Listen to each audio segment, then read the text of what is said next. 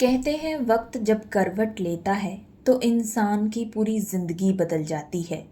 कभी जिस इंसान को हम कमजोर और नाकाम समझते हैं वही एक दिन इतनी ऊंचाई पर पहुंच जाता है कि उसे देखकर दुनिया हैरान रह जाती है। अर्जुन की जिंदगी में भी एक ऐसा ही मोड़ आया था। एक तरफ था गरीबी से भरा उसका छोटा सा घर, सब्जियों का ठेला और आंखों में बड़े बड़े सपने, और दूसरी तरफ था वो रिश्ता जिसे उसने दिल से निभाने की पूरी कोशिश की थी।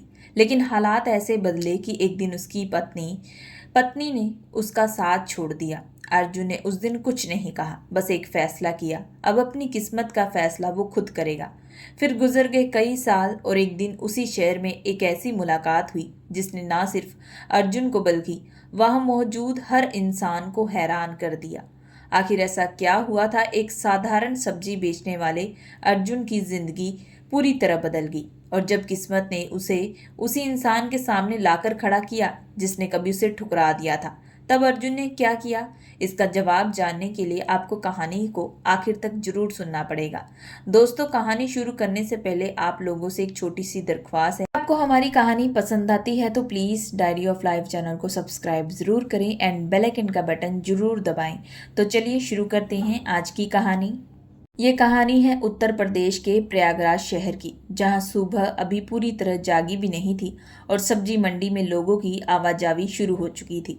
उसी भीड़ के बीच 25 साल का अर्जुन यादव अपने बूढ़े पिता रघुवीर यादव के साथ सब्जियों का ठेला सजा रहा था। उसके चेहरे पर गरीबी की थकान जरूर थी, लेकिन आंखों में हार नहीं थी। वह हर टमाटर, हर लौकी और हर भिंडी को बड़े करीनों से सजा रहा था, क्योंकि उसके पिता हमेशा कहते थे कि गरीब आदमी की सबसे बड़ी पूंजी उसकी ईमानदारी होती है।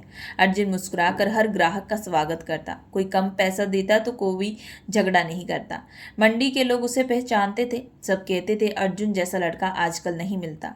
लेकिन कोई यही नहीं जानता था कि दिन भर सब्जी बेचने वाला यही लड़का रात भर किताबों के बीच अपनी किस्मत बदलने की लड़ाई भी लड़ रहा है। उसकी जेब में पैसे कम थे मगर सपने बहुत बड़े थे। उसका सपना था कि एक दिन वही लोग जो उसे सिर्फ सब्जी वाला समझते हैं उसी को सलाम करेंगे। घर लौटने के बाद जब पूरा परिवार सो जाता, तब मिट्टी के छोटे से कमरे में टिमटिमाते बल्ब के नीचे वह घंटों बैठकर पढ़ाई करता। कई बार नींद किताब पर आ जाती, लेकिन वह हार नहीं मानता। उसकी माँ सावित्री देवी अक्सर आधी रात को उठकर उसके लिए चाय बना देती। अर्जुन सिर्फ इतना कहता, अम्मा एक दिन मेहनत जरूर रंग लाएगी। माँ उसके सिर पर हाथ फेर देती, लेकिन पिता मन ही मन सोचते कि पेट पालना ही मुश्किल है, इतना बड़ा सपना आखिर पूरा कैसे होगा। उसी समय शहर के दूसरे हिस्से में रहने वाले महेश तिवारी अपनी बेटी काव्या के लिए रिश्ता ढूंढ रहे थे। कभी उनकी आर्थिक हालत अच्छी थी, लेकिन अब व्यापार लगातार घाटे में जा रहा था। ऊपर से कर्ज बढ़ता जा रहा था। दिखावे की जिंदगी बचाने के लिए उन्हें जल्दी फैसला लेना था। रघुवीर यादव ने कई साल पहले महेश तिवारी की मदद की थी। उसी एहसान के कारण दोनों परिवारों के बीच रिश्ता तय हो गया।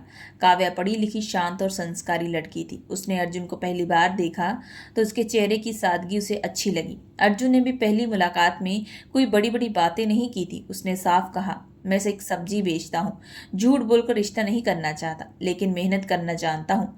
काव्या ने पहली बार किसी लड़के को इतनी सच्चाई से बोलते देखा था। उसने मुस्कुरा कर सिर झुका लिया। कुछ दिनों बाद दोनों की शादी सादगी से हो गई। ना बैंड बाजा, ना बड़ी बारात, ना दिखावा। छोटे से आंगन में रिश्तेदारों की मौजूदगी में 7 फेरे और काव्या अर्जुन के घर आ गई। सावित्री देवी ने बहू को स्वागत ऐसे किया जैसे घर में लक्ष्मी आई हो।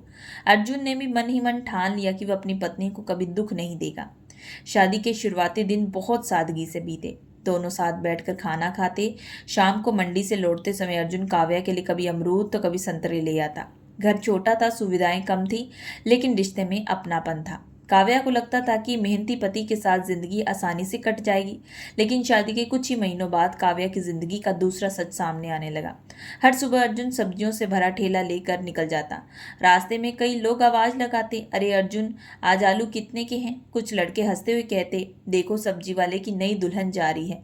शुरुआत में काव्या इन बातों को नजरअंदाज करती रही, लेकिन जब भी वो मायके जाती वहां का माहौल अलग होता। महेश तिवारी बार बार कहते, इतनी पढ़ी लिखी लड़की होकर भी तू ठेले वाले के घर रह रही है। माँ सुनीता भी धीरे धीरे बेटी के मन में सवाल बोलने लगी। रिश्तेदार ताने मारते, हमने तो सोचा था कि दामाद कोई अफसर होगा, निकला सब्जी बेचने वाला। काव्या बाहर से चुप रहती, लेकिन भीतर कहीं ना कहीं ये बातें अब उसे अक्सर घर करने लगी थी। उधर अर्जुन को इन सब का अंदाजा तक नहीं था। वह हर शाम घर लौटकर पत्नी के साथ बैठता और कहता, बस थोड़ा और समय, मैं तैयारी कर रहा हूँ, मुझे यकीन है एक दिन सब बदल जाएगा। काव्या मुस्कुरा तो देती, लेकिन अब उसकी मुस्कान पहले जैसी नहीं रही थी। उसे लगता था कि सिर्फ सपनों से जिंदगी नहीं बदलती। धीरे धीरे दोनों के बीच छोटी छोटी खामोशियां आने लगी। अर्जुन पढ़ाई में और ज्यादा डूब गया, जबकि काव्या अपने मायके वालों की बातों में उलझने लगी। एक रात अर्जुन ने अपनी अलमारी से कुछ किताबें निकाली। उनके बीच एक आवेदन पत्र रखा था। उसने काव्या के सामने रखते हुए कहा, मैं प्रशासनिक सेवा की परीक्षा देने जा रहा हूँ। शायद कई साल लग जाएं, शायद जल्दी हो जाए, लेकिन मैं कोशिश किए बिना हार नहीं मानूंगा। काव्या ने कागज हाथ में लिया, कुछ देर तक उसे देखती रही और फिर बोली, अगर नहीं हुआ तो? अर्जुन ने बिना एक पल गवाए जवाब दिया, तो फिर कोशिश करूंगा, जब तक सांस चलेगी कोशिश नहीं छोड़ूंगा। उसकी आंखों में इतना विश्वास था कि कोई भी उस पर भरोसा कर ले। लेकिन उसी रात महेश तिवारी का फोन आया। उन्होंने बेटी से कहा, बेटी, लाखों लोग परीक्षा देते हैं, कितने अफसर बनते हैं, जिंदगी सपने से नहीं चलती, अभी भी वक्त है, फैसला सोच समझ कर लेना। फोन कट गया, मगर उन शब्दों ने काव्या के मन में हलचल मचा दी। अगले कई दिनों तक वह अर्जुन को ध्यान से देखने लगी। दिन में सब्जी बेचता हुआ पति, रात में किताबों के बीच बैठा वही आदमी। उसे समझ में नहीं आ रहा था कि वह एक सपने देखने वाले इंसान के साथ रह रही है या अपनी पूरी जिंदगी एक ऐसे इंसान के साथ बिताने वाली है जिसका कोई अंत नहीं। समय धीरे धीरे आगे बढ़ता गया। अर्जुन पहले से ज्यादा मेहनत करने लगा। सुबह 4 बजे मंडी पहुंचता, दिन भर सब्जी बेचता, रात में पढ़ाई करता, कई बार थक कर कुर्सी पर ही सो जाता, लेकिन अगले दिन फिर उसी हौसले से उठ खड़ा होता। दूसरी तरफ महेश तिवारी ने बेटी को लगभग हर दूसरे दिन मायके बुलाना शुरू कर दिया। हर मुलाकात में वही बातें, वही ताने, वही तुलना। अब काव्या के मन का विश्वास धीरे धीरे डगमगाने लगा। उसे पहली बार अपने पति की गरीबी भारी लगने लगी। उधर अर्जुन अभी भी ये समझ रहा था कि उसकी पत्नी उसके संघर्ष को समझ रही है। उसे बिल्कुल अंदाजा नहीं था कि उनके रिश्ते की नींव में किसी ने चुपचाप दरार डालनी शुरू कर दी है। एक शाम जब वह सब्जियों का ठेला समेट कर घर की ओर लौट रहा था, तब दूर खड़ी काव्या उसे लगातार देख रही थी, लेकिन उस नजर में पहले जैसा अपनापन नहीं था। अर्जुन ने उस बदली हुई नजर को देखा जरूर, लेकिन उसके पीछे छिपे तूफान को समझ नहीं पाया। उसे लगा शायद काव्या किसी बात से नाराज है। उस रात उसने खाना खाते समय मुस्कुरा कर पूछा, काव्या, सब ठीक है ना? काव्या ने बिना उसकी तरफ देखे सिर्फ इतना कहा, हाँ सब ठीक है, मगर उसकी आवाज़ पहले जैसी नहीं थी। अगले दिन वो मायके चलेगी। वहां पहुंचते ही महेश तिवारी ने फिर वही बात शुरू कर दी, बेटी, जिंदगी सपनों से नहीं चलती। जब तक ये लड़का अफसर बनेगा तब तक तेरी पूरी जवानी निकल जाएगी। लोग आज भी तुझे सब्जी बेचने वाले का पति कहते हैं। क्या यही जिंदगी चाहती है? इस बार काव्या ने विरोध नहीं किया। उसके मन में पहली बार ये सवाल उठा कि क्या उसने सच में गलत फैसला कर लिया। उधर अर्जुन पूरी लगन से पढ़ाई में जुटा था। उसने पहली बार प्रशासनिक सेवा की प्रारंभिक परीक्षा दी, लेकिन कुछ अंकों से असफल हो गया। रिजल्ट देखकर उसकी आंखें भर आई। वो कुछ देर तक चुप बैठा रहा, फिर अगले ही पल किताब उठाकर बोला, हार गया हूँ, खत्म नहीं हुआ हूँ। उसके पिता ने कंधे पर हाथ रखा और कहा, बेटा, मेहनत कभी बेकार नहीं जाती। अर्जुन ने अगले ही दिन फिर वही दिनचर्या शुरू की। सुबह सब्जी का ठेला, रात को पढ़ाई। लेकिन काव्या अब उसके संघर्ष को मेहनत नहीं, जिद समझने लगी। उसे लगता था कि ये सपना कभी पूरा नहीं होगा और वह सारी उम्र इसी छोटे से घर में रह जाएगी। समय बीतता गया। महेश तिवारी ने अपनी बेटी को समझाने के बजाय उसके मन में आग लगानी शुरू कर दी।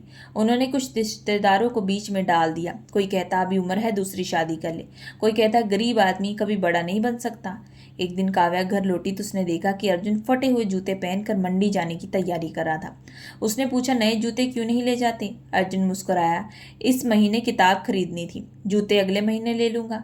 ये सुनकर काव्या के चेहरे पर दया नहीं, निराशा आ गई। उसी शाम अर्जुन ने उसे अपनी कॉपी दिखाई, जिसमें उसने आने वाले 5 साल की पूरी योजना लिख रखी थी।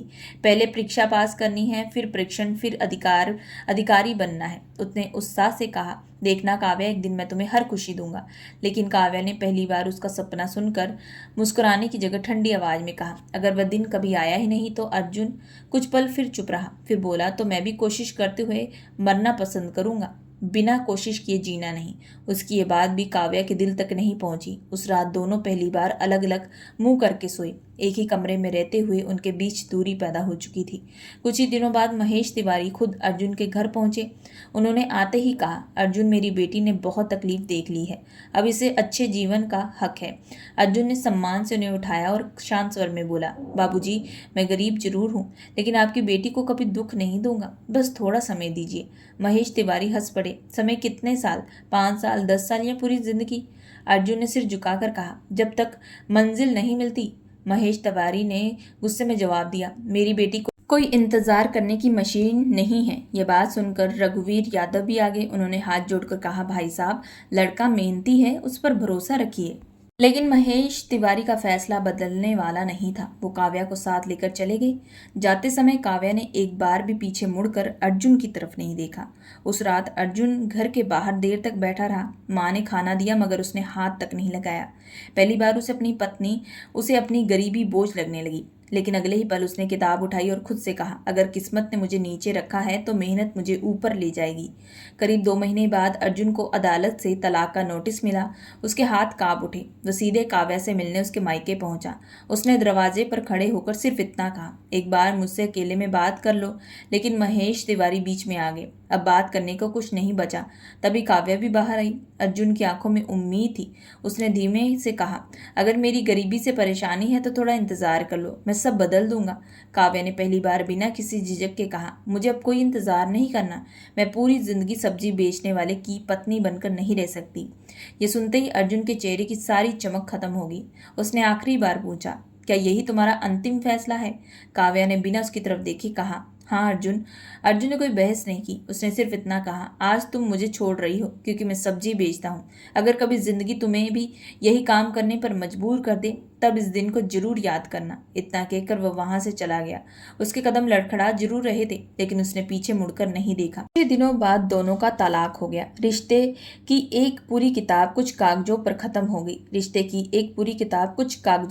हो गई। तलाक के बाद अर्जुन कई दिनों तक किसी से बोला नहीं। सुबह मंडी जाता, चुपचाप सब्जी बेचता, रात को पहले से भी ज्यादा मेहनत से पढ़ाई करता। अब उसके पास खोने के लिए कुछ नहीं बचा था। उधर काव्या को लगा कि तलाक के बाद उसकी जिंदगी आसान हो जाएगी, लेकिन उसे बिल्कुल नहीं पता था कि किस्मत ने उसके लिए भी एक ऐसा रास्ता तैयार कर रखा है जहां हर कदम पर उसे अपनी ही कही हुई बातें याद आने वाली थी। खैर, तलाक के बाद अर्जुन ने अपनी पूरी दुनिया बदल दी। अब उसके दिन में सिर्फ 2 ही काम थे, सुबह जल्दी सब्जी बेचना और रात भर पढ़ाई करना। उसने दोस्तों से मिलना छोड़ दिया था, त्योहार मनाना छोड़ दिया और यहाँ तक कि अपने दर्द के बारे में बात करना भी छोड़ दिया। मंडी के लोग कई बार कहते, अर्जुन थोड़ा आराम कर लिया कर, लेकिन वह सिर्फ मुस्कुरा देता। उसके पिता रघुवीर यादव बूढ़े हो चुके थे। एक दिन उन्होंने ठेला अर्जुन के हाथ में देते हुए कहा, बेटा, आज नहीं तो कल मेहनत जरूर रंग लाएगी। अर्जुन ने उनके पैर छुए और पहले से भी ज्यादा मेहनत में लग गया। पहली असफलता के बाद दूसरी परीक्षा आई। इस बार वो इंटरव्यू तक पहुंचा, लेकिन अंतिम सूची में उसका नाम नहीं आया। बहुत लोग टूट जाते मगर अर्जुन नहीं टूटा। उसने अपनी असफलता को फिर से किताबों में दफना दिया। तीसरी बार उसने पूरी ताकत से परीक्षा दी। जब परिणाम आया तो पूरे प्रयागराज में चर्चा होने लगी। सब्जी बेचने वाले अर्जुन यादव ने प्रशासनिक सेवा की परीक्षा शानदार रैंक से पास कर ली थी। मंडी में वही लोग जो कभी उसे सिर्फ सब्जी बेचने वाला कहते थे, आज गर्व से कहते फिर रह रहे थे, देखो मेहनत क्या कर सकती है। अर्जुन ने सबसे पहले अपने माता पिता के पैर छुए। उसकी माँ रोते हुए बोली, आज तेरे आंसुओं की कीमत भगवान ने लौटाती। अर्जुन ने सिर्फ इतना कहा, अम्मा, अभी सफर खत्म नहीं हुआ। उधर समय ने काव्या की जिंदगी का नक्शा पूरी तरह बदल दिया था। तलाक के कुछ साल बाद महेश तिवारी का व्यापार लगातार घाटे में चला गया। बैंक का कर्ज बढ़ता गया। एक एक करके दुकानें, गोदाम और आखिर में घर भी बिक गया। जिन रिश्तेदारों के सामने वो अपनी अमीरी का घमंड करते थे, वही लोग अब फोन उठाना बंद कर चुके थे। सदमे में महेश तिवारी बीमार पड़ गए। इलाज के लिए पैसे नहीं बचे।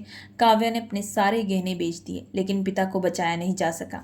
उनके जाने के बाद कुछ महीनों बाद माँ भी गंभीर रूप से बीमार रहने लगी। घर चलाने का कोई साधन नहीं था। नौकरी के लिए उसने कई जगह कोशिश की, लेकिन हर जगह अनुभव मांगा गया। कई लोगों ने उसकी मजबूरी का फायदा उठाने की कोशिश की, मगर उसने साफ मना कर दिया। आखिर एक सुबह उसने वही रास्ता चुना जिस रास्ते को देखकर उसने कभी अपने पिता को ठुकरा दिया था। उसने सड़क किनारे एक छोटा सा ठेला लगाया और सब्जियां बेचनी शुरू कर दी। पहले दिन कोई ग्राहक नहीं आया। दूसरे दिन कुछ सब्जियां बिकी। तीसरे दिन जब उसने पहली बार कमाई हाथ में ली तो उसकी आंखों से आंसू निकल पड़े। उसे अर्जुन की वही बात याद आई, अगर कभी जिंदगी में तुम्हें भी यही काम करने पर मजबूर कर दे तब इस दिन को जरूर याद करना। आज हर सब्जी तोलते समय उसे लगता था कि जैसे उसकी अपनी गलती उसके सामने खड़ी हो। इधर अर्जुन का परीक्षण पूरा हुआ। कुछ महीनों बाद सरकार ने उसे पहली पोस्टिंग घोषित की। आदेश पढ़ते ही वह कुछ पल के लिए चुप रहा। उसकी नियुक्ति उसी जिले प्रयागराज में कलेक्टर के रूप में हुई थी, जहां उसने कभी सब्जी बेची थी, जहां उसने सपने देखे थे, जहां उसका घर बिखर गया था। जब वह सरकारी गाड़ी में बैठकर पहली बार कलेक्टर पहुंचा तो पूरा प्रशासन उसके स्वागत के लिए खड़ा था। हर अधिकारी उसे सलाम कर रहा था, लेकिन अर्जुन के चेहरे पर ना घमंड था ना बदले की भावना। उसने सबसे पहले यह आदेश दिया, जिले में गरीबों की शिकायतें सीधी सुनी जाएगी और किसी भी जरूरतमंद को दफ्तरों के चक्कर नहीं लगाने पड़ेंगे। कुछ ही दिनों में उसकी ईमानदारी की चर्चा पूरे जिले में फैल गई। लोग कहने लगे, इतना सरल कलेक्टर पहले कभी नहीं देखा। अर्जुन अक्सर बिना सूचना दिए बाजारों और गांवों का निरीक्षण करने के लिए निकल जाता। वह जानता था कि असली हालात फाइलों में नहीं, लोगों के बीच मिलते हैं। एक सुबह अर्जुन सरकारी गाड़ी से शहर के मुख्य बाजार का निरीक्षण करने निकला। सड़क के दोनों ओर छोटे छोटे ठेले लगे थे। वह पैदल चलते हुए दुकानदारों से बात कर रहा था। तभी उसकी नजर सड़क किनारे बैठी एक महिला पर पड़ी।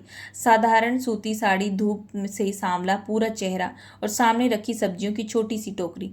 वो ग्राहकों को आवाज लगा रही थी, लेकिन उसकी आवाज में थकान साफ सुनाई दे रही थी। अर्जुन कुछ कदम आगे बढ़ा, फिर अचानक रुक गया। महिला ने भी सिर उठाकर देखा।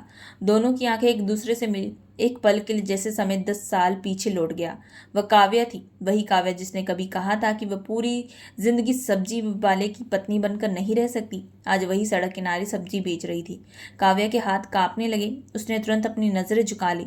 अर्जुन ने कुछ नहीं कहा। उसके चेहरे पर ना खुशी थी ना गुस्सा। वह कुछ क्षण वही खड़ा रहा, फिर चुपचाप आगे बढ़ गया। लेकिन उसके कदम पहले जैसे सामान्य नहीं थे। उसके मन में बीते हुए 10 साल एक साथ जाग चुके। उस दिन वह बिना कुछ कहे आगे बढ़ गया, लेकिन रात भर सो ना सका। उसकी आंखों के सामने बार बार वही दृश्य घूमता रहा। सड़क किनारे बैठी काव्या, सामने रखी सब्जियां और झुकी हुई नजरें। अगले दिन उसने किसी अधिकारी को बताए बिना साधारण कपड़े पहने और अकेले उसी बाजार पहुंच गया। दूर खड़े होकर उसने देखा कि काव्या सुबह से शाम तक धूप में बैठी सब्जियां बेच रही थी। एक बूढ़ी महिला पैसे कम पड़ जाने पर सब्जियां वापस करने लगी तो काव्या ने मुस्कुराकर कहा, अम्मा जितने पैसे हैं उतने ही दे दीजिए, खाली हाथ मत जाइए। यह देखकर अर्जुन समझ गया कि समय ने काव्या का अहंकार तोड़ दिया है, लेकिन उसका इंसान होना नहीं छीना। उसी समय एक दुकानदार ने अर्जुन को पहचान लिया और धीरे से बोला, साहब ये औरत बहुत स्वाभिमानी है, कई बार भूखी रह जाती है लेकिन किसी से मदद नहीं मांगती। कुछ दिनों बाद जिला कार्यक्रम में महिलाओं की समस्याओं पर एक जन सुनवाई रखी गई। काव्या भी अपनी दुकान हटाए जाने की शिकायत लेकर वहां पहुंची। जैसे उसकी बारी आई उसने सिर उठाया तो सामने कलेक्टर की कुर्सी पर अर्जुन बैठा था। दोनों कुछ पल तक एक दूसरे को देखते रहे। पूरा कमरा शांत हो गया। काव्या की आंखों में आंसू बहने लगे।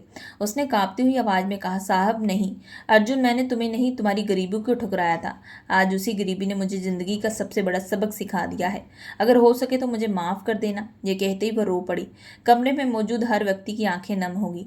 अर्जुन अपनी कुर्सी से उठा। उसने काव्या को खड़ा किया और शांत स्वर में बोला, गलती इंसान से होती है, लेकिन जो अपनी गलती को स्वीकार कर ले वह पहले जैसा नहीं रहता।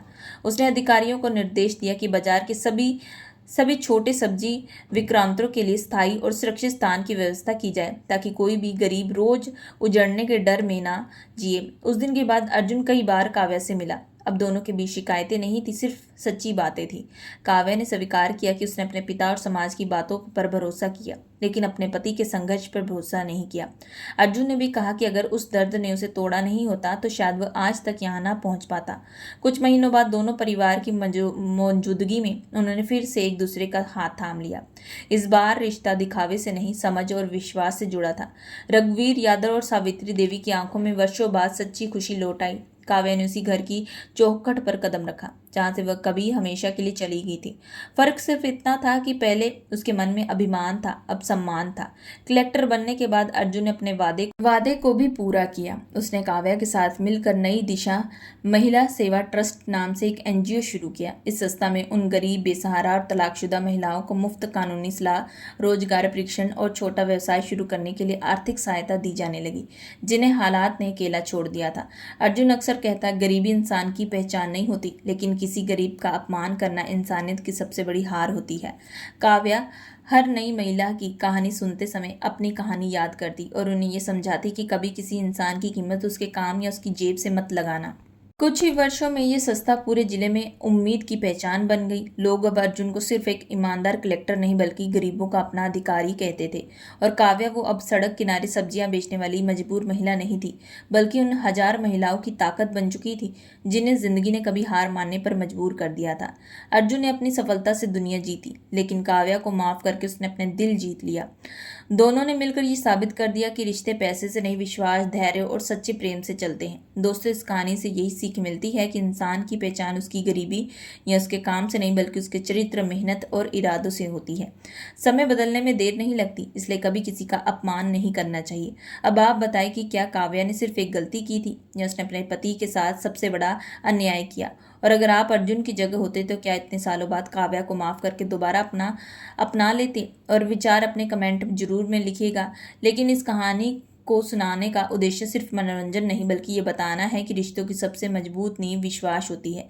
जो लोग केवल हालात देखकर अपनों का साथ छोड़ देते हैं, समय अक्सर उन्हें सबसे बड़ा सबक सिखाता है।